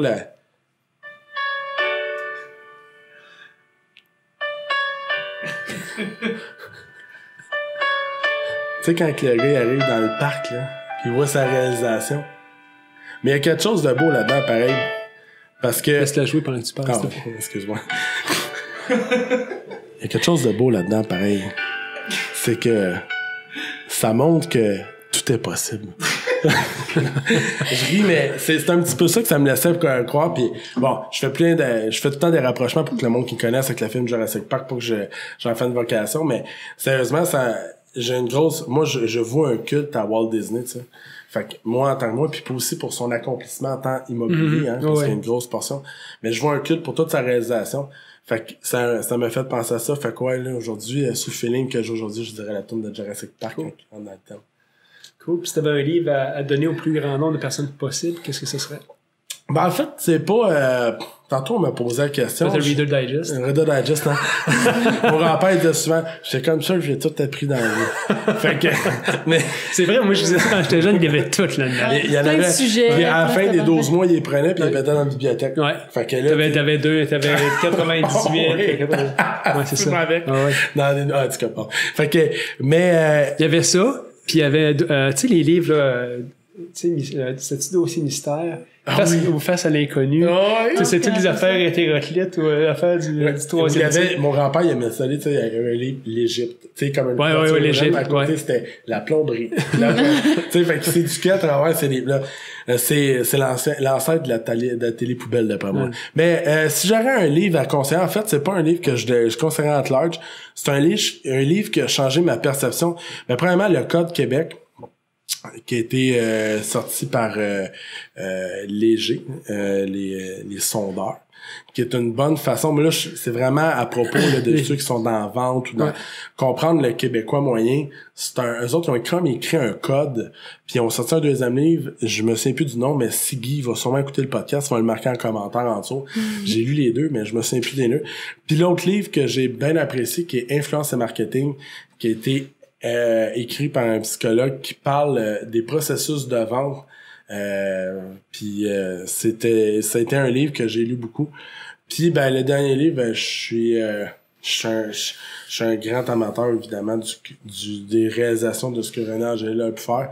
Fait que c'est un livre que j'ai lu et relu et relu sur sa façon de faire. J'aime bien le personnage qui était. Fait que pour moi, c'est peut-être 3 livres que je parlerai ici aujourd'hui. Cool. Jeff, merci. Mais c'était vraiment l'entrevue. J'aurais pas espéré mieux que ça, en fait, comme entrevue, parce que je voulais qu'on parle d'affaires plus personnelles qui sont derrière ce que t'es. Ouais. Puis merci d'avoir parlé de tout ça de manière très honnête puis très ouverte. Ouais. Fait qu'on a, merci de m'avoir su dans votre belle résidence. Notre donjon. Notre donjon. On l'appelle le sous-marin. Ouais, c'est ça. Pas de bruit, on dort. Ouais, exactement. Merci infiniment, puis bonne chance dans tes projets, puis on peut te suivre à quel endroit?